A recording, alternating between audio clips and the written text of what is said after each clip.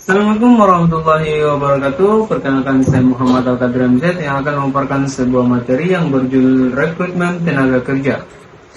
Apa itu rekrutmen? Rekrutmen merupakan kegiatan yang dilakukan oleh perusahaan untuk mencari dan menarik calon pelamar kerja dengan potensi yang dimiliki untuk bekerja sesuai dengan kualifikasi dan kebutuhan yang telah diperlukan oleh perusahaan.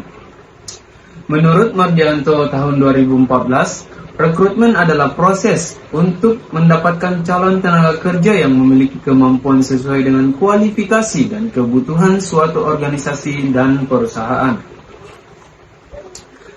Ada tujuan rekrutmen.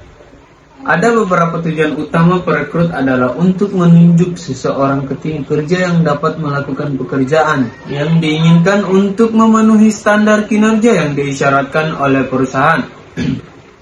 Meskipun ini adalah tujuan utama perekrutan, ada 5 tujuan lain mempengaruhi caranya untuk memenuhi tujuan utama, yaitu yang pertama, perlu efisiensi anggaran perusahaan. Yang kedua, bersikap adil. Yang ketiga, untuk memenuhi kebutuhan perusahaan di masa depan serta kebutuhan sekarang. Yang keempat, untuk konsisten dan loyal terhadap perusahaan. Dan yang terakhir, mengelola wajah publik perusahaan yang diperlukan dalam membangun konkret branding. Proses rekrutmen. Ada beberapa proses rekrutmen. Yang pertama itu kebutuhan, yang kedua proses perekrutan, yang ketiga wawancara, yang keempat evaluasi medis, yang kelima keputusan penerimaan. Ada pemanfaatan teknologi.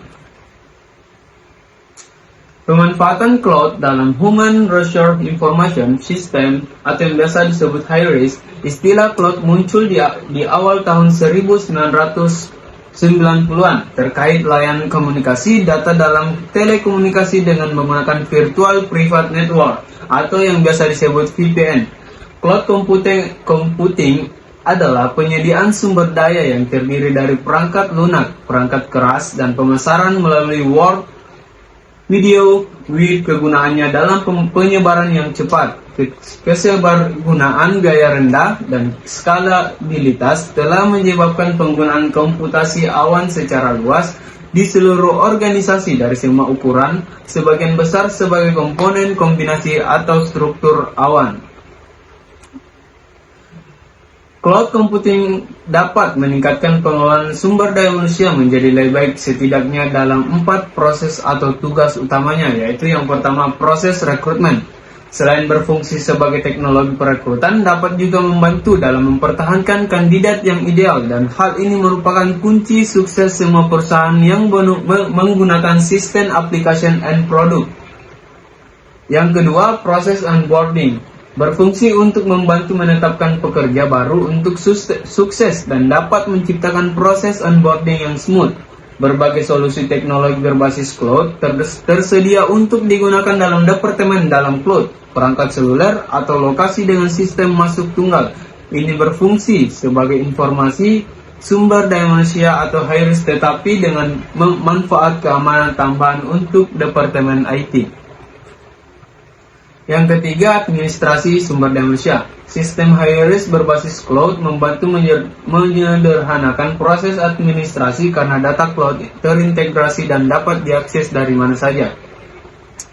Yang keempat, kinerja karyawan. Sistem HIRIS berbasis cloud membantu mempertahankan dan memberi penghargaan kepada karyawan agar tercipta efisiensi dalam cara organisasi mengembangkan, menilai, dan menyelaraskan kinerja dengan kompensasi. Data seperti perangkat yang terkait dengan kinerja terinteraksi dengan data kompensasi dalam sistem, sehingga manajer dapat membuat keputusan yang tepat terhadap penghargaan kinerja. Ada permasalahan rekrutmen.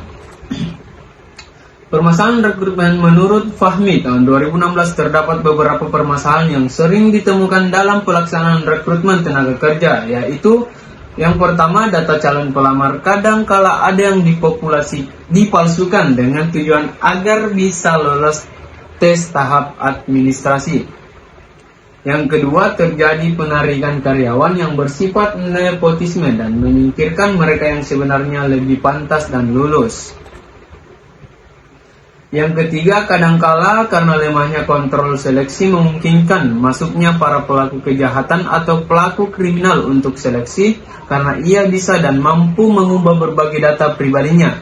Yang keempat, tim rekrutmen dan seleksi ada kalanya tidak memiliki tingkat emosional yang tidak stabil dan terkendalikan dengan baik, sehingga keputusan memungkinkan ada kesalahan. Itulah tadi materi yang saya sampaikan, semoga bermanfaat. Assalamualaikum warahmatullahi wabarakatuh.